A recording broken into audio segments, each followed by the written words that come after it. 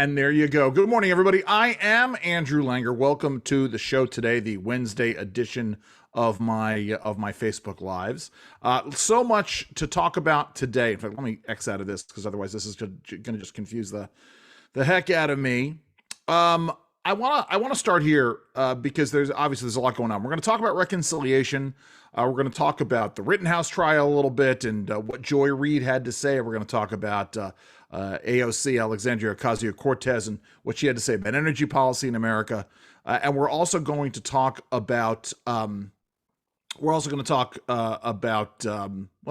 things as well as I pull these things up. But I want to start here. Let's share the screen and go over. Let's turn that on. And of course, I X'd out of it, so I got to turn my glasses back on. Oh, tell me I didn't just mess this up. Good Lord. And I did. All right. Well, anyway, I gotta now find this. There we go. Let's share this. Good Lord. Why am I'm sorry, guys, as I'm having these kinds of problems today. There we go. I want to start here with Glen de Vries, and let me maximize this and saying goodbye to a good friend. So as you all know, a couple of weeks ago, I interviewed Glen de Vries, who was one of the Blue Origin astronauts, the founder of a company called Metadata, and a high school classmate of mine. If you were paying attention the last week, you know that on Friday I found out that Glen had died. I mean, it's insane. You know, you're talking to somebody just a couple weeks ago, rekindling an old friendship and having a conversation that was truly inspiring, only to then turn around and have him die in a plane crash, which is, it took me a while to wrap my head around this. Thankfully, I've had a couple of conversations with some mutual friends, including one person who shared with me some thoughts about that Glen had shared with him about the interview that we did. Which gave me a great deal of comfort. I will say that, to say the least. But I want to take this opportunity to replay just a little snippet of what Glen had to say. I'd asked Glen about longevity and about people living to older ages, and Glen's answer was one of the best parts of the interview. Here's what he had to say. Think about it this way. Again, simple math.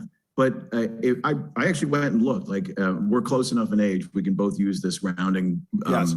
to decent fractions. There are twice as many people on Earth now as there were when you and I were born.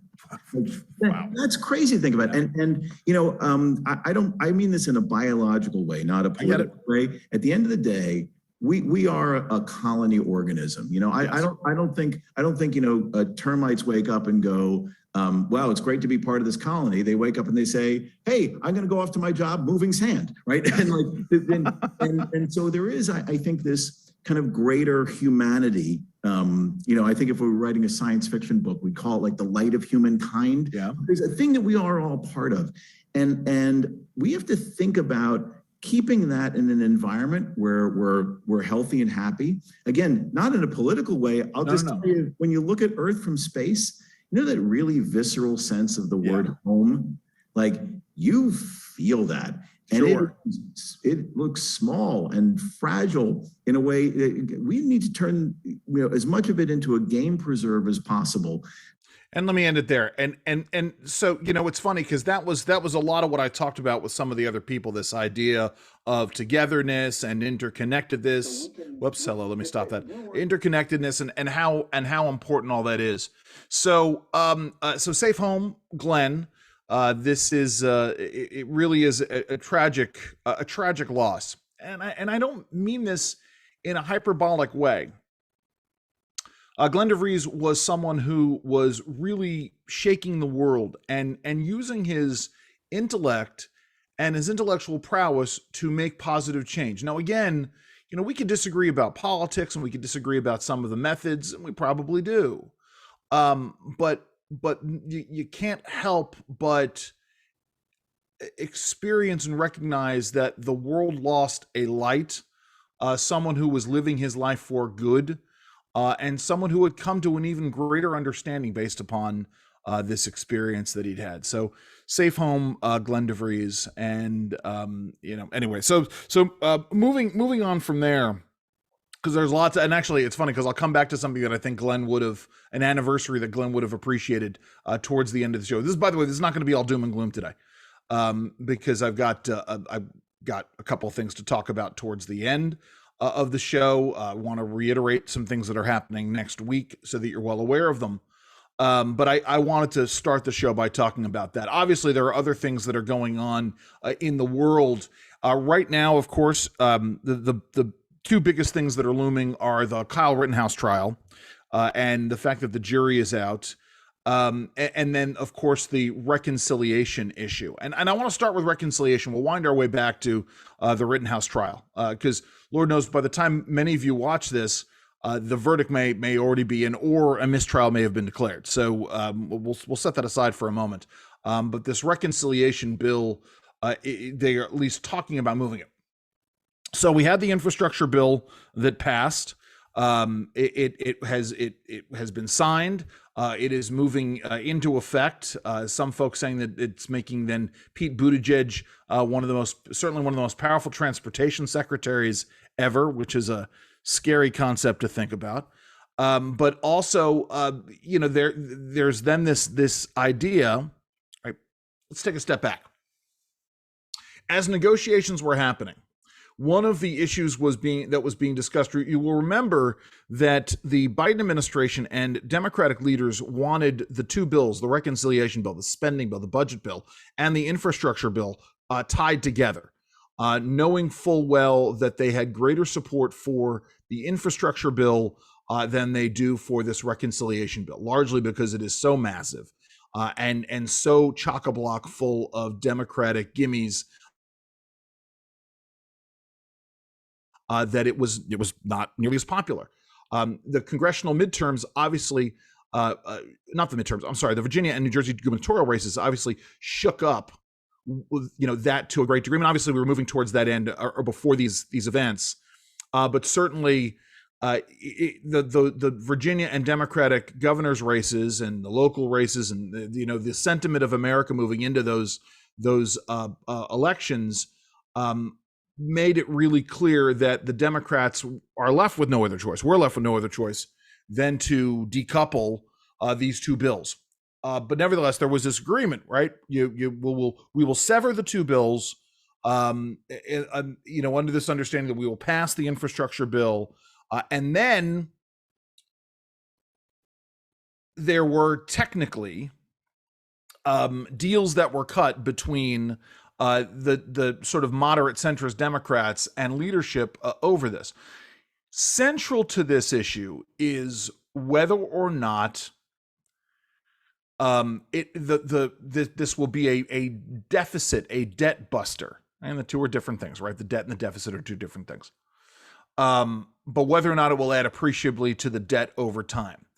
And it's interesting because back in September, and I remember seeing this weird talking point coming out of Democratic circles, which is that this reconciliation bill will cost nothing, or the Biden agenda will cost $0, right? The president himself said this. And then I watched, as a member of Congress that I've known since childhood, who is facing going to be facing a tough primary fight and then a tough reelect, also reiterated this crazy idea that you can spend trillions of dollars in this way, in this spending bill, more than we've ever spent, and not add to the deficit, and it will cost us nothing, is in fact what they said. I want to go here. This is from PolitiFact. I know you take it with a grain of salt, obviously, because it is PolitiFact.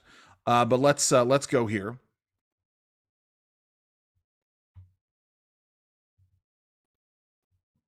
So here is PolitiFact. Can Joe Biden's agenda really cost $0? A guide to the bills and the numbers, and then they talk about this. And key to all of this, right? Really clear about this. So you have the Build Back Better Act.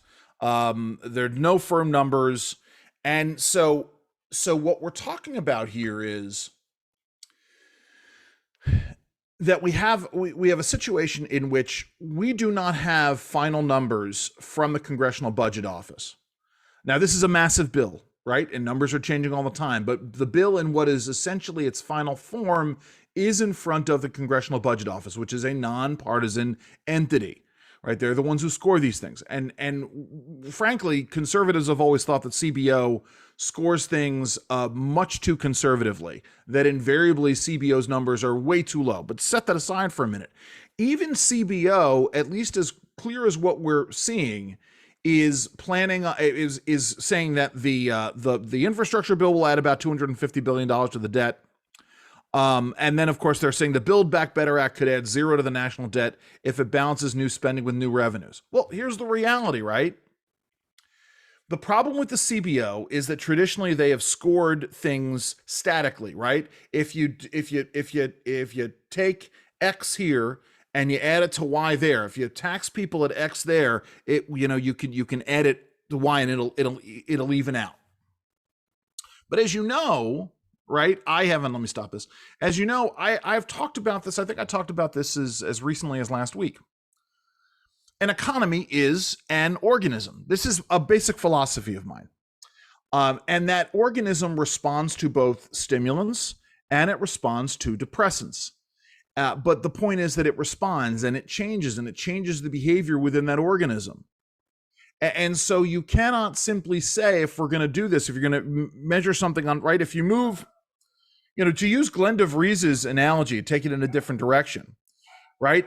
It's not as simple as taking a scoop of termites from one side and dumping it on the other. And I apologize, this is my daughter coming home from school.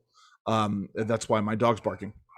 Adding one scoop of termites from one side to the other, and that's it. It doesn't change anything. In fact, to use Grover Norquist's analogy, right, of moving, looking at an economy like a pond, and if you scoop water from one side and you walk it around to the other side and you dump it in, you haven't actually added to the economy.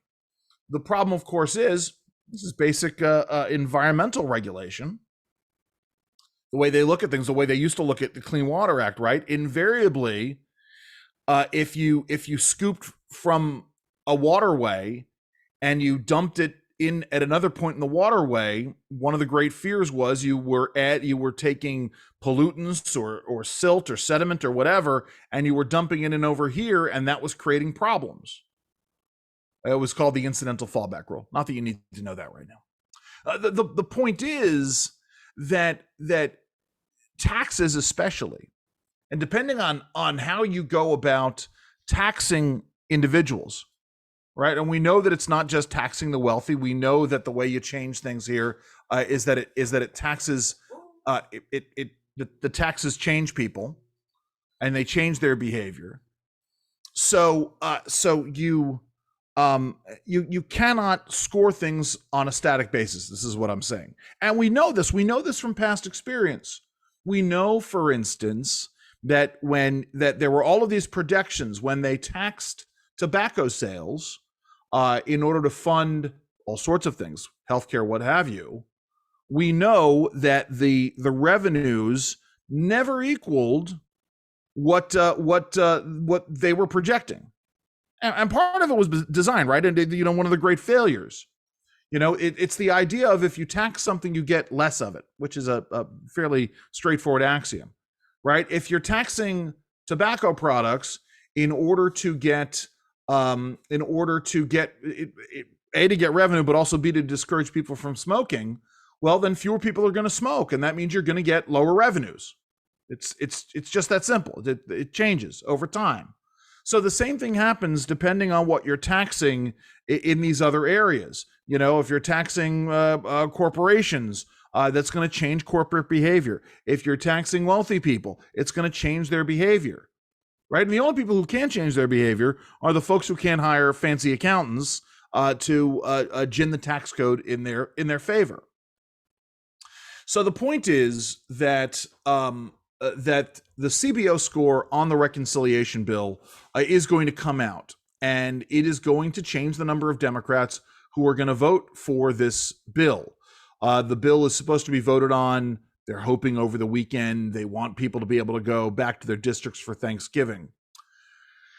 Here's the reality. I think it is going to pass by a nose in the House. I don't think there's any way that this thing is going to get passed in the Senate. Not without changes. So I mean, that's where we are. I don't, this is all really what we're talking about is essentially the Biden administration's agenda is largely dead on arrival. And one would have hoped, right? One would have hoped that Nancy Pelosi and the president would have taken a look at the numbers and said that, okay, we need to massively change these things. But we saw this the day after the election. Nancy Pelosi was asked, "What are you going to do about this? What are you going to change the agenda in order to satisfy?" I'm sorry, I'm silencing my phone. Are you going to change your agenda because of what the polls are saying and because of what happened in Virginia and New Jersey? And she said no. What they are doing, let me shift gears here. What they are doing, interestingly enough, is it seems like they are shifting the blame for all of this to the vice president's office, right? The only person who's doing worse than Joe Biden, and I think by Congress, I don't know, I haven't looked. The only person who seems to be doing worse than both is the vice president of the United States. And to the point, in the end, let me share this. To the point where there are rumors going around that she's not gonna be here. We'll get to that in a second. Here is this is from the Daily Wire. This is Ben Johnson at the Daily Wire. Is Vice President Harris being set up to fail? MSNBC host, well, you can read this, blames Biden for Harris's tanking polls. And then they talk about her 28% approval rating. And Joy Reid, and we're going to play some of Joy Reid's gems in a couple of minutes. She asked, is Kamala Harris being set up to fail? And it's funny because you have this situation. Let me actually, before we get here, go here. I think I can do this. Here is Jen Psaki, the White House spokeswoman, who said this over, what was it? Was it over the weekend? Yeah, it was Sunday. For anyone who needs to hear it, at Vice President is not only a vital partner to POTUS, but a bold leader who has taken on key important challenges facing the country, from voting rights to addressing root causes of migration to expanding broadband. Wait a minute. Hold on, let me stop the share for a second. First of all, the Babylon Bee, I'll pull up the Babylon Bee in a moment. This was entirely unsolicited. And to me, right, and to a lot of folks who watch this, these sorts of things happening, if the White House felt compelled to tweet this out, that means that Kamala Harris is in real trouble. And obviously there are these, the rumors that are floating around about her relationship with the president, or whether or not she feels sidelined. And obviously this is part of what Joy Reid was commenting on. But I'm sorry. First of all, the vice president has done virtually nothing on the broadband expansion issue. I mean, this is an issue that stakeholders have been involved in for years. And again, not to have the debate over municipal broadband and the role of government in expanding broadband access and the problems that ensue when government gets its sticks its fingers into this issue. But the reality is that the government role in expanding broadband has been an issue long before Kamala Harris was even Attorney General of the state of California, certainly before she became a senator, and certainly before she became Vice President of the United States.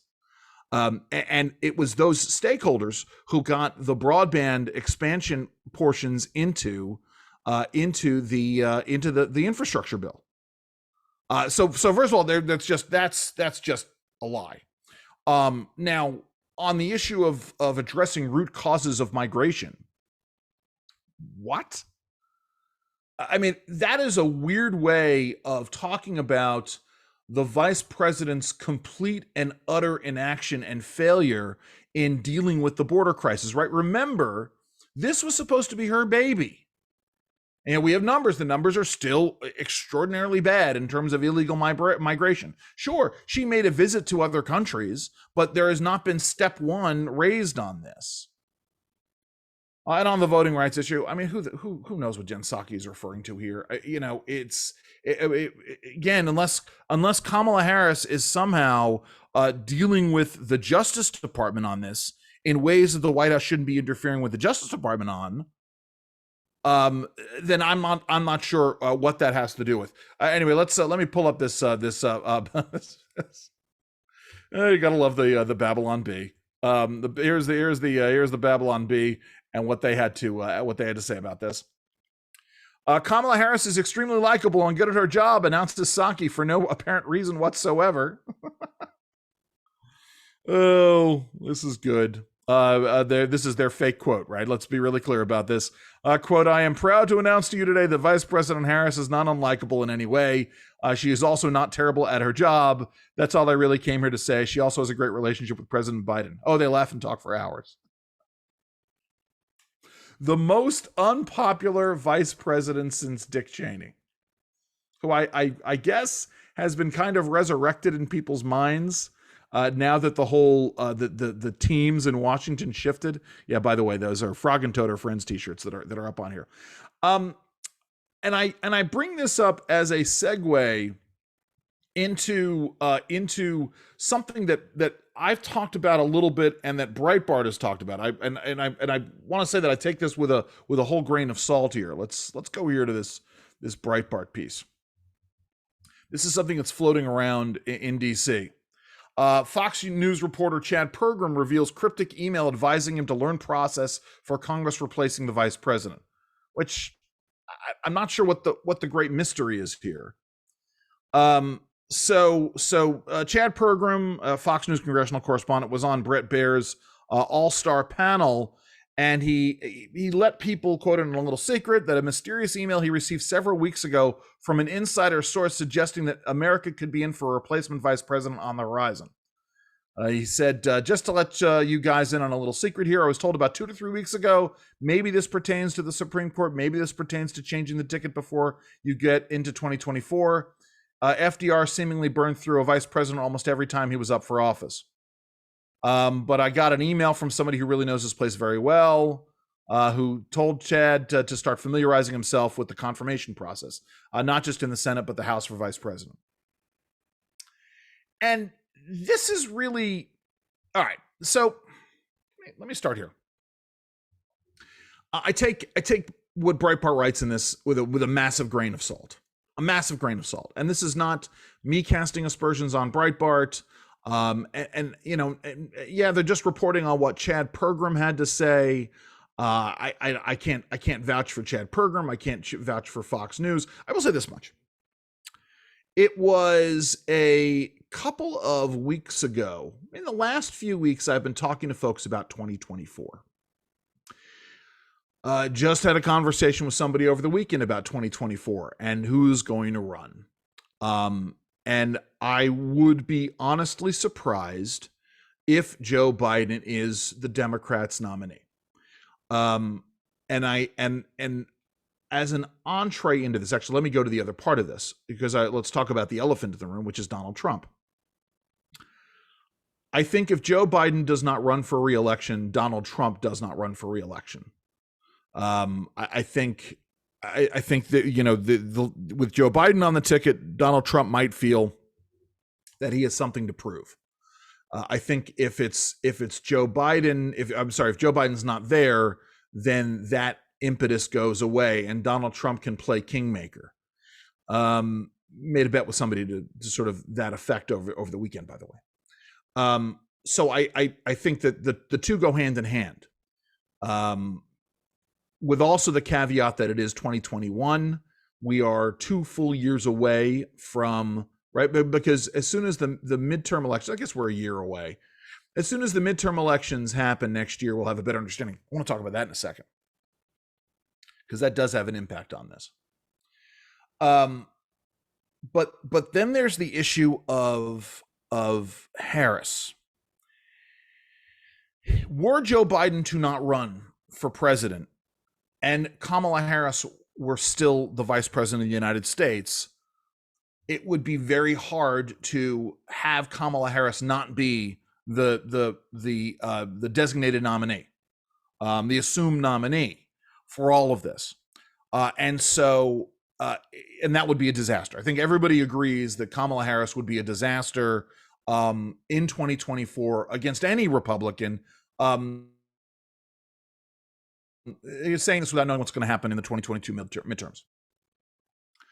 So what happens? So, and I am guided by, and what I have been saying is that that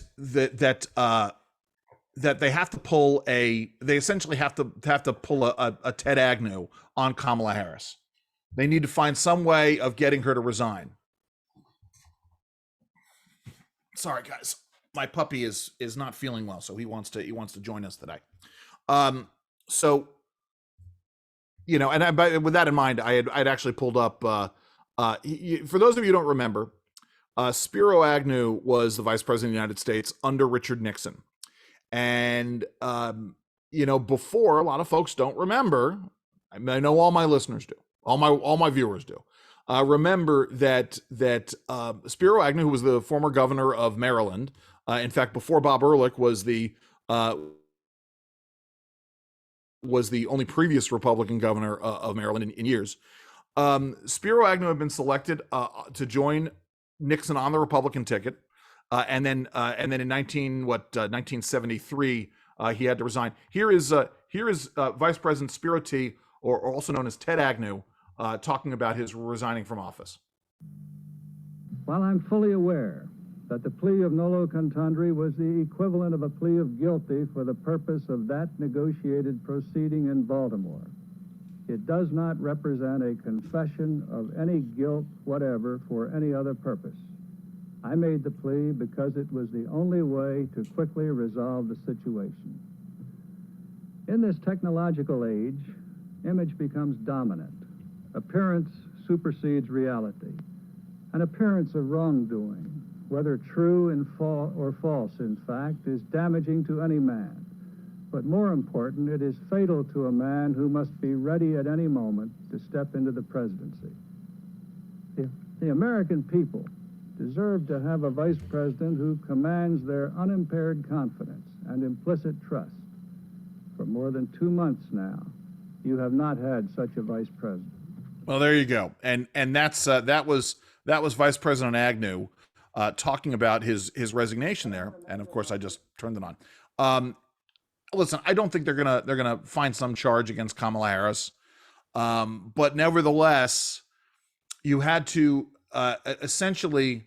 I think people inside knew that no one was going to tolerate Spiro T. Agnew as Vice President of the United States, especially in light of the possibility that Richard Nixon might have to resign, or he was going to be impeached or whatever.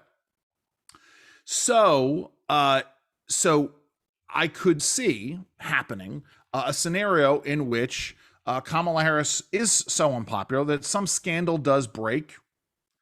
Apparently, she's very strange.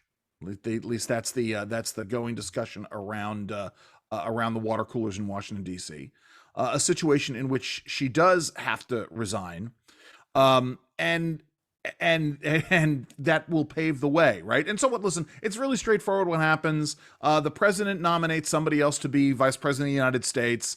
That person has to be approved by both the Senate and the House of Representatives. I don't know how the partisanship in D.C. will shake out. Keeping in mind that Gerald Ford, and I don't remember with Nelson Rockefeller what his numbers were, but Gerald Ford was overwhelmingly approved by both houses of Congress. Some of it had to do with the fact that he was regarded as a House Minority Leader when he was nominated to be the Vice President of the United States.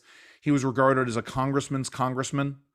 You don't think about this given Ford's historic reputation for ineptitude, but he was a fairly moderate Republican congressman who was regarded as competent for the work that he was doing in Congress.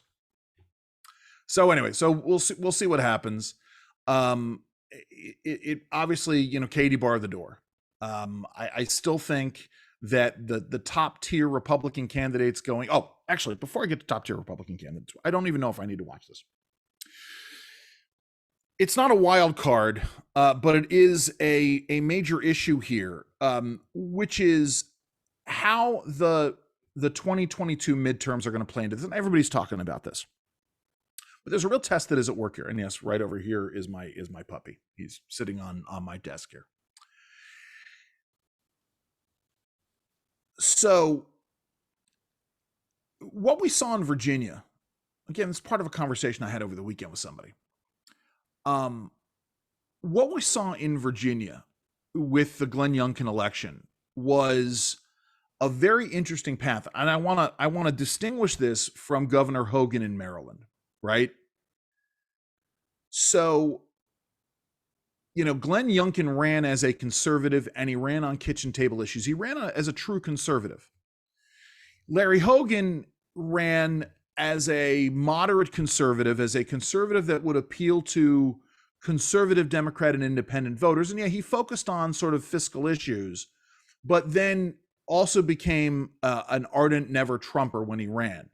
Glen Youngkin, on the other hand, never ran as a never Trumper. He ran as a conservative, but he ran on the issues themselves. And so the question then becomes, right, what happens in 2022? Because, and I've done that show Squared Off. I'm going to do it again Thanksgiving week.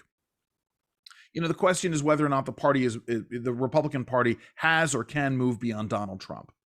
And I think that the Glen Youngkin race shows how you can be a conservative and run with the support of Trump, but not run as a Trump candidate. And I say this right now without knowing what the Never Trump Republicans did as a voting bloc, but you certainly saw this with the independents, which is vitally important.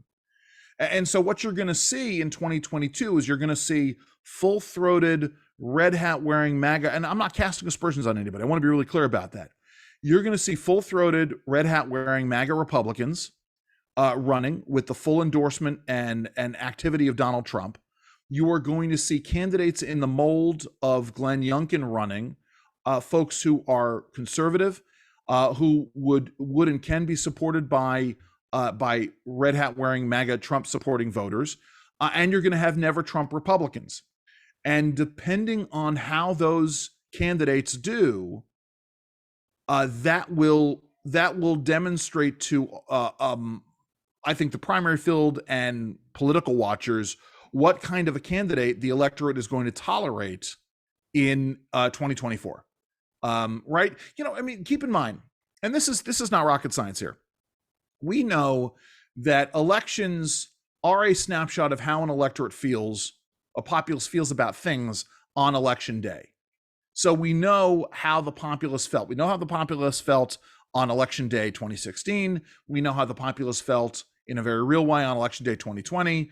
And we know how the populace felt on election day 2021. This will give us a better indication in the very real form in terms of what human behavior, right? It's like this. I've said it. I was just talking about economies as organisms. There are also exercises in mass psychology. And so you see the mindset, what people are thinking and how what's going on in the world dictates their behavior. We're going to see that and get a better indication as to where the world is going in 2022. That's just that simple. By the way, want to say this because I'm going to try to get him on in the next few weeks. Probably not next week when I'm in for Derek Hunter. More on that at the end. Congratulations to my good friend and former now radio host Mike Coolidge, who's running for Congress in Illinois, not against Congressman Sean Casten. Interestingly enough, want to go here. Speaking of something. Before I get to AOC and what AOC had to say, I want to talk a little bit about Kyle Rittenhouse and the Rittenhouse trial, which, as I said, we could be getting. In fact, there could be a verdict right now, and I just don't know it because I'm on the air right now. Or the declaration of a mistrial in Kyle Rittenhouse's case. Obviously, this trial has underscored the divisions in America. and really perpetuated the false binary choice that some folks thrive on proffering to people. What do I mean by this? There's a meme that's out there. Do you prefer an apple to an orange? And if someone says apple, then the meme goes on to say, oh, well, why do you hate oranges? What did oranges ever do to you? You must be you must be anti or it's a whole thing, right, about this. And obviously the object lesson is that there are nuances, right? You prefer an apple to an orange. It doesn't mean you hate oranges. With Kyle Rittenhouse, it's the same thing, right? You can believe that Kyle Rittenhouse is not guilty of everything, and still believe that he shouldn't have been walking the streets of Kenosha, Wisconsin, or that he shouldn't have been walking the streets of Kenosha, Wisconsin with an AK-47 or an AR-15. I'm sorry, it was an AR-15. But the point is, there are all kinds of spaces between I believe he's guilty, I believe he's not guilty. It's certainly this idea of if you believe he's not guilty, therefore he's a white supremacist, therefore you must be a white supremacist. I want to share this, and again, this is part of what's wrong with the world, because here you have Joy Reid, again, someone who's got a well, she's on MSNBC, so take that what you will, and proffering the same kind of misinformation, the old chestnuts, as I said earlier, about Bret Kavanaugh, Justice Kavanaugh, in talking about Kyle Rittenhouse. Here is what Joy Reid had to say. So the Kyle Rittenhouse trial, it reminded a lot of people of something, I just can't remember what it was. Oh,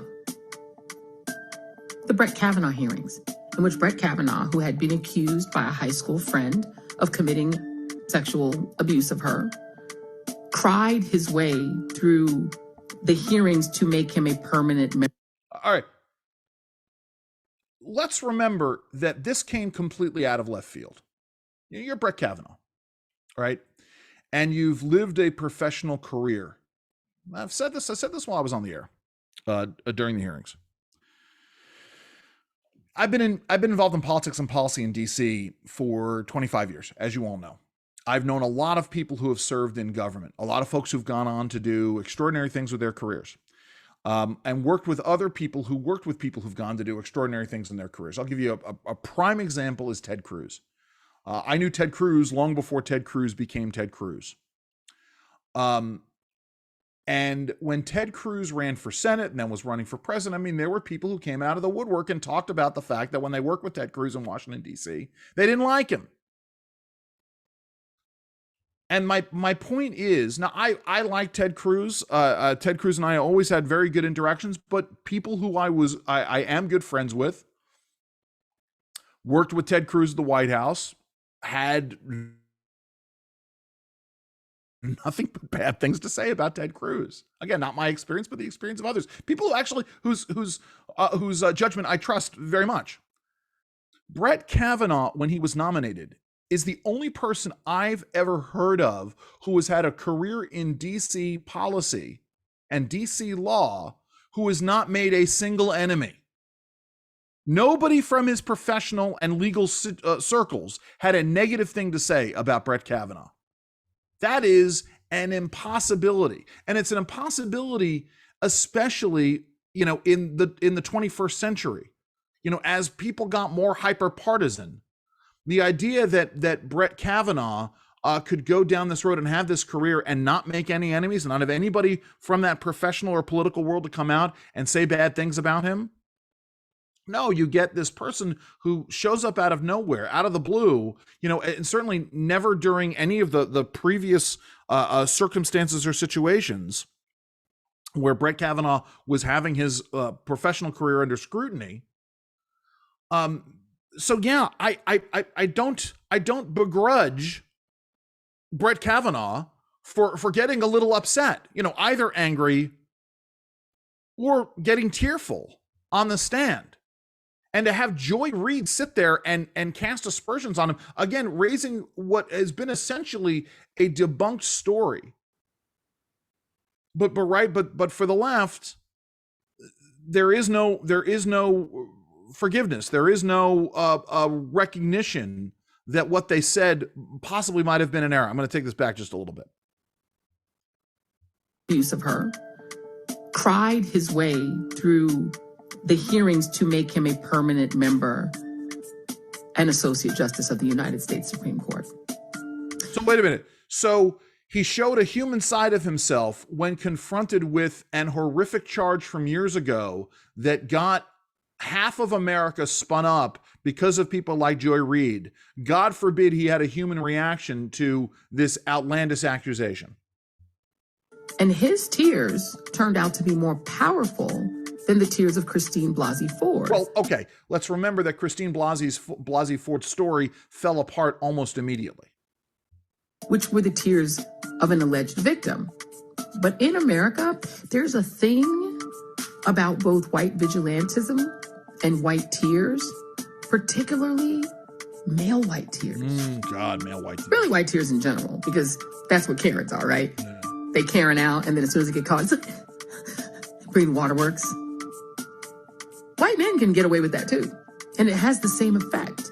Even as the right tries to politicize the idea that masculinity is being robbed from American men by multiculturalism and wokeism, they still want to be able to have their tears. So my friend Jahan Jones, who writes the brilliant The Reid Out blog, wrote a great piece about this. And if you want to read it... All right, well, I'm not going to... Well, there you go. It's already up there. The Reid Out blog. Yeah. So there we go. Right here. So Joy Reid essentially says that, white men can't cry, not allowed to cry,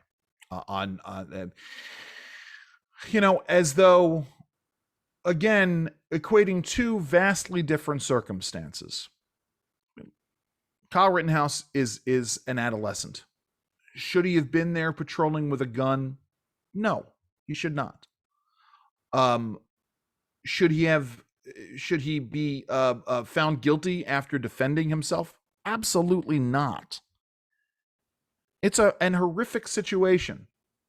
And let's not forget that there are rioters getting ready to riot in Kenosha, which is going to have an impact on this trial right now. Anyway, that's what Joy Reid had to say. Again, it's a different world. Speaking of different worlds, because we're coming, we've got things that I want to talk about. I would be remiss if I didn't talk about something that we've talked about energy prices. We've talked about inflation. Here's someone who clearly doesn't understand what's going on in the world. Here is Alexandria Ocasio-Cortez. She's talking about oil and natural gas and pipelines, not understanding how an energy economy works. Here is Alexandria Ocasio-Cortez. Of course, we're gonna have a commercial, and it's 30 seconds. I hate this, and I can't mute it either. Let me turn that down because we got 15 seconds here. Here is the fascinating thing to me. There is a disconnect in this world between what the left, the left says about working families and the working poor in America, and wanting to help these working families and working poor, and the policies that they create. It's funny because we have the President of the United States, President Biden, coming into office and shutting down energy pipelines in America, both oil and natural gas pipelines, shutting down the ability to drill for carbon-based energy here in the United States, while at the same time lowering sanctions on our on entities like Russia. Right? I thought Russia was our enemy. At least there were several successive elections in which that was discussed. and essentially allowing Russia and OPEC to start dictating carbon-based energy prices abroad. Now enters Alexandria Ocasio-Cortez talking about various pipelines and butchering the subject. I'm sorry about that. Let's go here. He was actively brought up by activists and grassroots organizers that were in the room with some of these meetings and discussions. So I want you all to know that line 3 was brought up directly to members of Congress from the very top to the very bottom. And I am very much in support of stopping line 3. And frankly, a lot of not from line 3 to Keystone Pipeline to all of this, it has to do with, a lot of this has to do with the decision that Congress made not too long ago, relatively, to allow the United States to be an exporter of natural gas. All right, now, okay. So this is so many things that she gets wrong in all of this. First of all, the United States should be an exporter of energy. But remember, the Keystone XL and this other pipeline she's talking about, they were pipelines that carry crude oil, not liquefied natural gas, but crude oil from Canada into the United States for both use as oil and also to be refined into other products. And you want that to happen. You want, first of all, you want the U.S. to get oil from stable political entities that are close by, and you want that oil to be transported to the United States in the safest manner possible. And the reality is that pipelines are the safest way to transport both oil and natural gas. Safer than trucks, safer than trains, they pollute less, they have less impact on the environment generally, and they operate with much greater safety. That's just the way it is, given the fact that they are essentially, it's one pipe and it's constantly working, and you don't have to worry about manpower. You don't have to worry about internal combustion engines. You don't have to worry about they're being derailed. Yeah, you have to worry about leaks, but you can hedge for that. And so there's that aspect of it. Then there's the other part of it, which let's assume for a moment that it was that first of all that it was natural gas that was being piped. Well, if you are a progressive, I had always been under the impression that we were supposed to prefer the use of natural gas in energy production to oil products because it is cleaner, relatively speaking. And so, you have this, whether or not it is, natural gas that's used in transportation as opposed to petroleum distillates, or actually burned either as diesel or fuel oil in some kind of a power generation. Right, we were supposed to prefer this. Then I don't understand what the problem is with the United States being a net exporter of energy. Certainly, what we shouldn't be is a net importer of energy. We should, if we are able to be energy independent, we should be, right? That's a good thing. Right, it creates jobs here in America. It helps working families in America. Frankly, it helps unions in America, which I thought was a big deal. It's also part of the reason why unions have always been a little agnostic when it comes to the Biden agenda. Here, let's hear a little bit more about what AOC had to say. Because when you look at Keystone XL and when you look at a lot of these other pipelines, people say, oh, this is for energy, independence in the United States. We actually already produce enough to power our own country, whether you agree with it or not. That's just what it is. A lot of these pipelines are being built so that the United States can export and sell natural gas abroad. Oh my God! God forbid that we actually sell things abroad in a global economy. I mean, you talk about this, we talk about this concept of the left not being about America first, or, and putting other nations ahead of us. I mean, this is a prime example of this. We're not supposed to be in favor of America exporting products. What? That's insane. I mean, oh God. Anyway, it's funny. I was going to play a thing from South Park. I really don't have a chance to today. And, people make geopolitical arguments as to why that should be the case. That aside, I think, whether we actually 100% need, I believe line 3 should not exist. Well, and I just want you all to know that, we need to continue that activism and that folks are amplifying those voices on the inside. You don't rely entirely on electoral politics to solve all of our problems, but also you don't not at the same time, because the influences of governments, mass media, etc., are way too large to ignore. Well, sure. Elections matter. That's what she's saying. Elections matter. Therefore, we need to you need to get involved in this. I had a whole, as I said, I was going to play something with South Park. Real quick, just because this is a bizarre story, and I want to bring it up.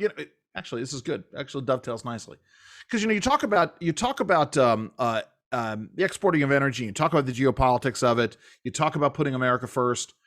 We talk about this back and forth with China. Because there's the Russia on the one hand as a competitor abroad and as a threat. A couple of weeks ago, when I was talking about the Jones Act, I also talked about China and the threat from China. Here is reason number 1025 as to why we shouldn't trust China. This is a bizarre story here.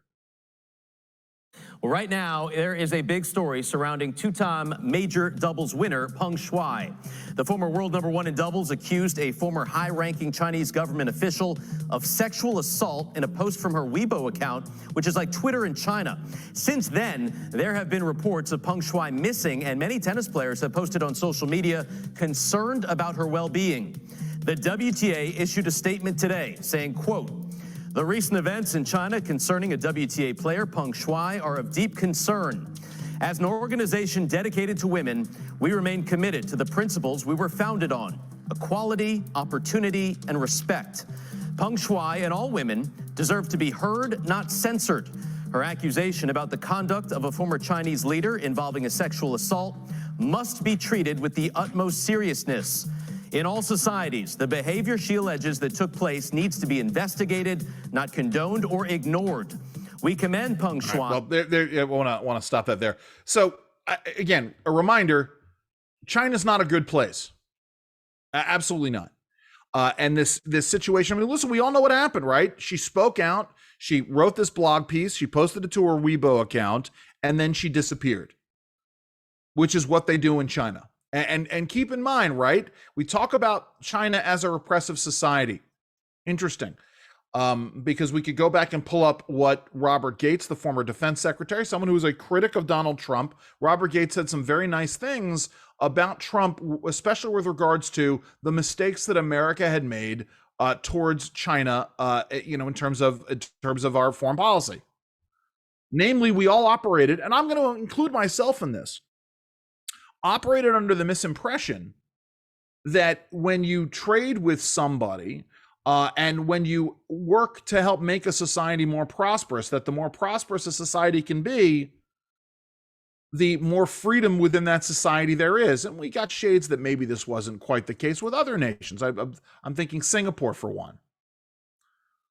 But China has managed to build a society in which there are lots of different stratifications, even with a communist system. And what do they do? What do they base it on? Well, now, in part, they want to base it on this social crediting system. And your privileges within society, and frankly, your rights and how government protects your rights, which they don't do, are based upon how you score within this social crediting system. And there are people who want to see that implemented here in the United States. Also want to commend you to this. Let me pull this up here. Had a great epiphany. Not an epiphany. I want to make this recommendation here. Found a comedian over the weekend that we fell in love with. We're going to try to get him. We put in an invitation for him to join me either in a pre-record or on WCBM next week. His name is Jose Sarduy. Let me give you just a couple of seconds of Jose Sarduy here. Left Miami when I turned 18 and I joined the Air Force. I'm a 19-year veteran of the United States Air Force. That's what I do. I'm not doing this. I say I'm a veteran because I used to tell audiences I'm an Air Force pilot, which I am, and that confused they're like, they let the Cubans fly the plane? Shouldn't he be in the Coast Guard? You don't want Cubans in the Coast Guard. That's like Mexicans in the Border Patrol. I don't think that's a good. Anyway, you see, I think he is absolutely brilliant. Love the stand-up that we did. He's got a stand-up on some a platform called Dry Bar, DRYBAR, Dry Bar Comedy, which I think is comedy where the comedians don't work blue. But there's a 40-minute set that he does for Dry Bar. He talks about being in the Air Force, tells a couple of different stories, tells a story about being at the academy. I don't want to give anything away, but go and find it. I think I have that up at the Andrew Langer Show page on Facebook as well. This is a rather inauspicious, a dubious anniversary, I should say. And September 17th, 1978, I was glued to the TV. I thought that this was a fever dream of my youth. But today marks the 43rd anniversary of the Star Wars Holiday Special. The Incredible Hulk will not be presented this evening.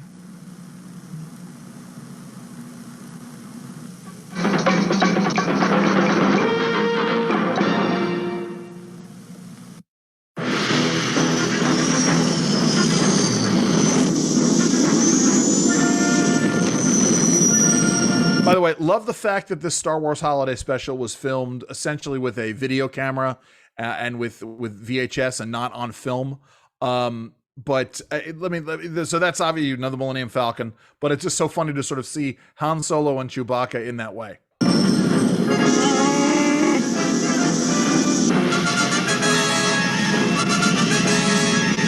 Clip from Star Wars. Star Wars, not Star Wars. That's it, I'm turning back. I know your family's waiting. I know it's an important day. All right. Anyway, so the gist of the Star Wars Holiday Special, if you've never seen it before, it's on YouTube. Again, 43 years ago today, never shown again. George Lucas said that if he could destroy every copy of the Star Wars Holiday Special, he would. It was a variety show in the style of 70s variety shows.